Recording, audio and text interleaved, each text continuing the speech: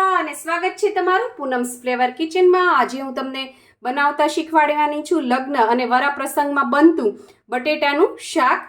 ઘણી જગ્યાએ છે આ શાક છાલવાળા બટેટાનું બનતું હોય છે અને ઘણી જગ્યાએ છાલ વગરના, અને ઘણાને છાલ પસંદ પણ નથી હોતી, તો તમે બંને લઈ શકો છો। આમાં મેં થોડાક બટેટા છે એને અંદર છાલ રાખી છે ને થોડાક છાલ વગરના, તમને જે રીતના પસંદ હોય એ રીતના તમે લઈ શકો છો। અહીંયા મેં 4 મીડિયમ સાઇઝના બટેટા લીધા છે, એને ધોઈ લીધા અને ત્યારબાદ એના આ રીતે નાના નાના મીડિયમ સાઇઝના ટુકડા કરવાના। લગ્નમાં બહુ મોટા ટુકડા હોય છે, આપણે એવા મોટા મોટા ટુકડા નહીં કરવાના, મીડિયમ સાઇઝના, જેથી શાક છે એ ઇઝીલી ચડી જાય। શાકનો વઘાર કરવા માટે મેં અહીંયા ગેસ ઉપર એક કડાઈ મૂકી દીધી છે। હવે આપણે લગ્ન અને વરા પ્રસંગનું શાક બનાવીએ છીએ એટલે તેલનું પ્રમાણ છે એમાં વધારે જશે। મેં અહીંયા 5 ટેબલ સ્પૂન જેટલું તેલ નાખી દીધું છે ને તેલ છે એ સરસ ગરમ થઈ ગયું છે। હવે આપણે એની અંદર વઘાર કરીએ। વઘાર કરવા માટે હું અહીંયા 1 નાની ચમચી રાઈ નાખું છું। રાઈની સાથે સાથે જ તે રાઈ ફૂટવા માંડે એટલે તરત જ આપણે એની અંદર અડધી નાની ચમચી જેટલું જીરું નાખી દઈશું। જીરુંની સાથે જ આપણે નાખીશું એક ફૂલ ચક્રી અથવા બાદિયું કહેવામાં આવે છે, એક તજનો મોટો ટુકડો છે, આ 2 લવિંગ છે જેને મેં અધકચરા છે એ ક્રશ કરી લીધા છે જેથી મોઢામાં ન આવે, ઘણા લોકોને નથી પસંદ હોતા। ત્યારબાદ સૂકા લાલ મરચા છે 2 નંગ, તમાલપત્ર છે 3 નંગ, મીઠા લીમડાના પાન 10 થી 12 લેવાના, કારણ કે આ મીઠા લીમડાનો બહુ જ સરસ ટેસ્ટ આવતો હોય છે બટેટાના શાકમાં। ત્યારબાદ વરિયાળી નાખીશું આપણે 5 ચમચી જેટલી, એટલે કે 2 ચપટી જેટલી। તલ છે અડધી ચમચી જેટલા। બધો સરસ વઘાર છે આ રીતે ફૂટવા દેવાનો, સરસ તેલમાં શેકાવા દેવાનો। ત્યારબાદ આપણે એની અંદર નાખીશું 2 લીલા મરચા છે અને 1 ઇંચ આદુનો ટુકડો છે, એને મેં ક્રશ કરી લીધા છે। મરચું તમારે જેટલું નાખવું હોય એટલું તમે નાખી શકો છો, લીલા મરચા હતા એ। ત્યારબાદ હવે આપણે એની અંદર હિંગ નાખવાની છે। ગેસની ફ્લેમ છે હવે એકદમ સ્લો કરી દેવાની છે। 2 ચપટી હિંગ નાખીશું। ત્યારબાદ આપણે એની અંદર અડધી નાની ચમચી જેટલી હળદર નાખીશું અને થોડુંક આપણે નાખીશું એની અંદર કાશ્મીરી લાલ મરચું। કાશ્મીરી લાલ મરચું નાખી અને તરત જ આપણે જે આ બટેટા છે એ નાખી દેવાના છે। અત્યારે આપણે થોડુંક જ નાખ્યું છે, અડધી ચમચી જેટલું કાશ્મીરી મરચું નાખ્યું છે। ત્યારબાદ આ રીતે બટેટા નાખી દેવાના છે। બટેટા નાખીને આપણે મીઠું નાખી દઈશું સ્વાદ પ્રમાણે, મેં અહીંયા અડધી ચમચી જેટલું નાખ્યું છે। ત્યારબાદ આ બધું સરસ છે મિક્સ કરી દેવાનું છે। જો તમે કેટલું સરસ લુક આવી રહ્યો છે અને સુગંધ પણ એટલી સરસ આવશે અને બહુ જલ્દી બની જશે। ઘણાને એમ હોય કે કાચા બટેટા છે એ ચડતા વાર લાગશે, આ શાકને બનતા બહુ વાર લાગશે, એવું નથી, બહુ જલ્દી બની જશે। તમે ઘરે પણ કંઈ પ્રસંગ હોય તો આ શાક બનાવી શકો છો। હવે આની અંદર મેં 1 ગ્લાસ ભરીને પાણી નાખી દીધું છે। પાણી નાખ્યા બાદ આપણે સરસ મિક્સ કરી દઈશું। ગેસની ફ્લેમ છે એ મીડિયમ કરી દઈશું અને હવે ઢાંકી દઈશું આને। એકદમ એની અંદર 1-2 ઉભરા આવે પાણીના, પછી આપણે થોડી સ્લો કરી દેવાની ગેસની ફ્લેમ અને આને હવે 10 મિનિટ આની અંદર જ ચડવા દઈશું। વઘાર કરીને આ રીતે બટેટાને અંદર તમે ચોળવશો તો મસાલાનો ફ્લેવર છે એની અંદર બહુ જ સરસ આવે।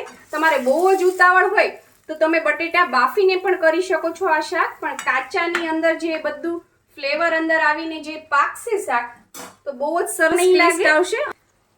તો ઢાંકીને હવે હું આને 10 મિનિટ કૂક થવા દઈએ। 10 મિનિટ થઈ ગઈ છે, હવે આપણે ઢાંકણું ખોલી લઈએ। તમે જોઈ શકો છો પાણી બધું છે એ ઓલમોસ્ટ બળી ગયું છે અને બટેટા છે એ પણ કૂક થઈ ગયા છે। એકદમ 100% કૂક નહીં કરવાના, તમારે 80% 90% જેટલા કૂક કરી લેવાના। ત્યારબાદ હવે આપણે એની અંદર નાખીશું ટમેટા। ટમેટા અત્યારે નાખવાના, પહેલા નહીં નાખવાના। જો પહેલા તમે નાખી દેશો તો ટમેટાની ખટાશને લીધે છે એ બટેટા છે એ ચડશે નહીં જલ્દીથી અને ચડવામાં ટાઈમ વધારે લાગે। અત્યારે 10 મિનિટમાં જે બટેટા ચડી ગયા એ તમારે 20 મિનિટમાં ચડે જો તમે પહેલા ટમેટા નાખ્યા હોય તો। અને આપણે જ્યારે જમવા જઈએ ત્યારે તમે એક વાત નોટિસ કરજો કે આપણે ટમેટા હોય એ આ રીતે મોટા મોટા અને આવા ચંક્સ એના આખા જ આવે, બટેટાની સાથે સાથે ટમેટા પણ હોય, તમાલપત્ર પણ હોય, લીલા મરચા પણ, સૂકા મરચા પણ હોય સાથે સાથે. એટલે ટમેટાના ટુકડા છે થોડાક આ રીતે મોટા રાખવાના અને બટેટા છે એ 80-90% જેવા કૂક થઈ જાય પછી જ નાખવાના. અને હવે આપણે એને ચડવા દઈએ અને સાથે સાથે આપણે મસાલા પણ કરી લઈશું. આની અંદર આપણે ધાણા જીરું પાવડર નાખવાનો છે, 1 મોટી ચમચી મેં નાખ્યું અને હજી થોડું નાખશું આપણે 1.5 ચમચી જેટલો ધાણા જીરું પાવડર નાખવાનો છે. વરાપ્રસંગના શાકમાં ધાણા જીરાનું પ્રમાણ વધારે હોય છે. ત્યારબાદ પેલા મેં જે આપણે વઘાર કરવામાં નાખ્યું હતું એ થોડુંક કાશ્મીરી મરચું હતું. આ થોડું તીખું મરચું છે, તમે જેટલું તીખું ખાતા હોય એટલું તમે નાખી શકો છો. મેં અહીંયા 2 ચમચી ભરીને નાખ્યું છે, નાની ચમચી. અને ઓલરેડી આપણે લીલું મરચું પણ નાખ્યું છે, એ વાતનું પણ ધ્યાન રાખવું. અને થોડું આપણે કાશ્મીરી મરચું નાખીએ છીએ, 1 નાની ચમચી જેટલું, ફરીથી કલર માટે. અને આ બધી વસ્તુ છે એને હવે સરસ આપણે મિક્સ કરી દેવાની છે. અને મિક્સ કરી અને 5 મિનિટ આપણે આને એઝ ઇટ ઇઝ કૂક થવા દેવાનું છે. અત્યારે હવે પાણી નથી નાખવાનું કારણ કે ટમેટાનું છે એ પાણી થશે અને એમાં જે બટેટા છે થોડાક આપણે કૂક કરવાના બાકી રાખ્યા છે એ ચડશે અને ટમેટાની ખટાશ પણ એની અંદર થોડીક ચડશે. અને જે મસાલા છે એ બધા સરસ અત્યારે કોટ થઈ ગયેલા છે. એટલે શાકને કેમ આપણે મેરિનેટ કરીએ એમ શાક છે 5 મિનિટ મસાલામાં આ રીતે ચડશે એટલે એનો ટેસ્ટ છે એ બહુ સરસ આવશે.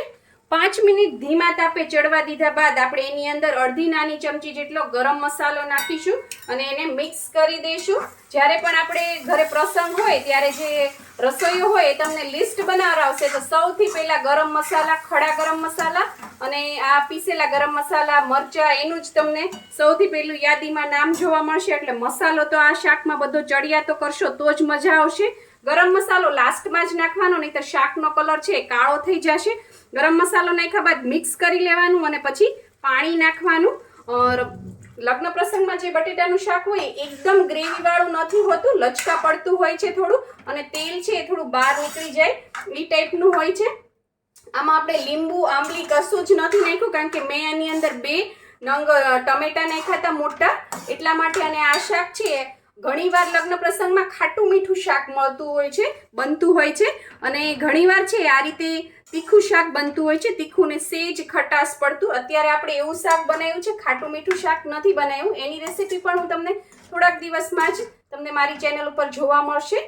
એટલે આમાં આપણે ગળાશ ખટાશ કંઈ નહીં નાખીએ, ટમેટાથી જ ખૂબ જ સરસ ખટાશ આવી જશે. જુઓ તમે કેવું સરસ શાક થઈ ગયું છે. બટેટાનું દરેક ફોડું છે એના ઉપર મસાલો તમને કોટ થયેલો દેખાશે. મસાલો આ રીતે કોટ થયેલો દેખાય એટલે તમારે સમજવાનું કે તમારા મસાલા છે એ બધા પ્રોપર છે આની અંદર. જો આ રીતનો મસાલો ન લાગે તો થોડું તમારે ધાણા જીરું મરચું છે ફરીથી થોડું નાખીને 5 મિનિટ કૂક થવા દેવાનું. થોડું હજી હું આની અંદર પાણી નાખું કારણ કે હજી આને આપણે 5 મિનિટ છે એ કૂક થવા દઈશું.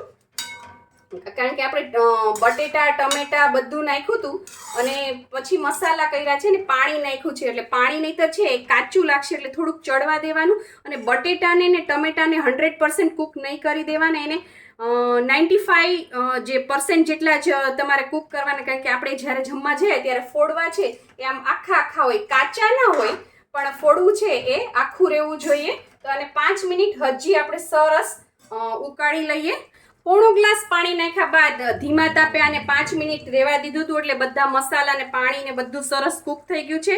જો તમે કલર જુઓ શાકનો એકદમ વરા જેવું લાગશે તમને. હવે આપણે આની અંદર થોડી કોથમીર નાખી દઈએ અને આ રીતની ગ્રેવી રાખવાની છે. જુઓ તમે શાક પરોસવું હોય તો રસો ના નીકળવો જોઈએ, આ રીતે તેલનો રસો હોવો જોઈએ. આ રીતની કન્સિસ્ટન્સી રાખવાની શાકની તો ખાવાની મજા આવશે. અત્યારે શ્રાદ્ધમાં, દિવાળીમાં અથવા કોઈ પણ તમારા ઘરે પ્રસંગ હોય એમાં તમે આ શાક બનાવો, ખૂબ જ સરસ લાગશે પૂરી સાથે. શાક આપણું બનીને રેડી થઈ ગયું છે. તમારે દૂધપાકની, ખીરની રેસિપી જોવી હોય તો એ પણ તમને મારી ચેનલ ઉપર જોવા મળી જશે. થઈ ગયું છે. જો તમને મારી આ રેસિપી પસંદ આવી હોય તો લાઇક, શેર, કોમેન્ટ કરો. પ્લીઝ મારી ચેનલને સબસ્ક્રાઇબ કરો અને હા, બેલ આઇકન દબાવવાનું ના ભૂલશો જેથી આવી જ સરસ મજાની વાનગીઓ તમારા સુધી પહોંચતી રહે. Thank you. આવજો.